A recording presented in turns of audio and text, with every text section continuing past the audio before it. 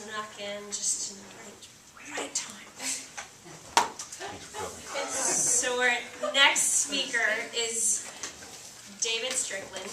The title of his speech is Dying to Live, How Writing Your Own Obituary Can Improve Your Life. And we have a special guest today, Father Daniel O'Shaughnessy.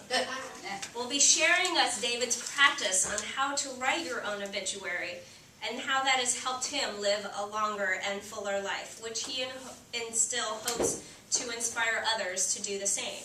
So let's please welcome Father O'Shaughnessy.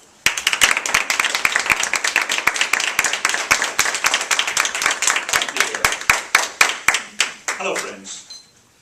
We are here to memorialize and celebrate the life of our dear friend David L. Strickland. Super Dave, as he's known to his friends, Soup for short, and Chicken Noodle Soup to his ball-busting friends. David lived to the ripe, spry age of 150 years old. He looks good, doesn't he? A little wrinkly, but he was spry. He said that he lived a long and full life because he believed in the things he wrote about himself.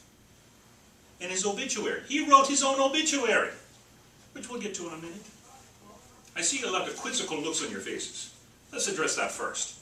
You're thinking to yourself, what's Father Daniel O'Shaughnessy, world-famous Irish Catholic priest, doing here for David's service? He was neither Irish nor Catholic. We know this. But he was a huge fan of the Irish brogue. He used to say to me, the Irish brogue livens even the most somber of moods, like a fine Irish whiskey, which, by the way, we'll be serving after the service, which will liven the mood even more. Isn't that right, David? There's a smile in his face beneath the wrinkles. So many years ago, David got into this habit of writing his own obituary. He heard about this. A couple of actors have done this. And basically it's a way to see where you are in life and where you want it to go. So he's like, let me start writing this as a practice, as an exercise. And every year he would improve upon it because things happen. The things that he was writing about. So it was actually like a blueprint for his life. So writing your own obituary can help you improve your life by giving you a blueprint for what you want to do. Like him. Accomplished musician, motivational speaker, accomplished actor in film and stage and television, international kite flyer, an Academy Award-winning writer, author, playwright, humorist, juggler.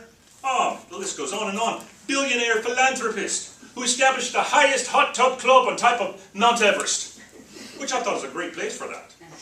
And he spent his $1 billion helping to cure cancer and shyness. That's the right person for it, aren't you? And he wants you to do the same for your lives, to write your own obituary.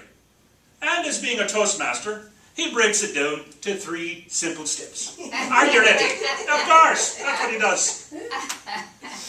Step 1. Well, you got to write it. Of course. Put your pen to paper. How would you like your life to look on paper? How would you want somebody to stand up here and talk about you? Write it down. Hopes, dreams, aspirations. How would it sound? How would it look? Would it take up a whole page in a newspaper? Or take days to read on a website? It's up to you. Write it. And not just once. As your life goes on, you improve upon it. Things that you've done. So there you have it. Number 1, write it. Number 2, love it. Love what you write. Love the life you have lived and love the life you're going to live. The choices you want to make. Love the choices. Love the decisions you're going to make in your life. Write it. Love it. And of course, thirdly, you got to live it. Live your life. Live it fullest, right? He did. Spry old man still doing jumping jacks on top of Mount Everest with the hot tub club. Crazy man, but he could do it because he loved his life and he was living his life. So live your life every moment you have, every second you have. And look upon your decisions as something that you can look back on and go, yeah, I'm glad I did that. So write it, love it, live it. Very simple. Toastmaster. Crazy. In closing, dear friends, David leaves you with one little simple phrase that he came up with to help sum it all up for you. Live the life you aspire to live, and not the life you retire to live. Live the life you aspire to live, and not the life you retire to live. People settle. Oh, my life's fine, it is what it is. And they just go, well, they accept it for what it is. Instead of aspiring for more, push yourself. Aspire to live more. Don't retire to live less. Right? 150-year-old man. Second only to Moses, by the way. He used to say. You know why? Because Moses never had to deal with traffic, which was shortening anybody's life. That's why I was late today. Goodness gracious, lost a year on the road. So please, dear friends, work on your obituaries. Not as a summary of your life, but as the blueprint for your life.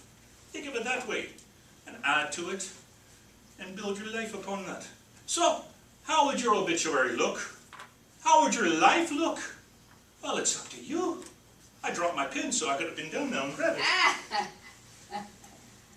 The power is literally in your hand. I thank you. God bless you. Peace be with you.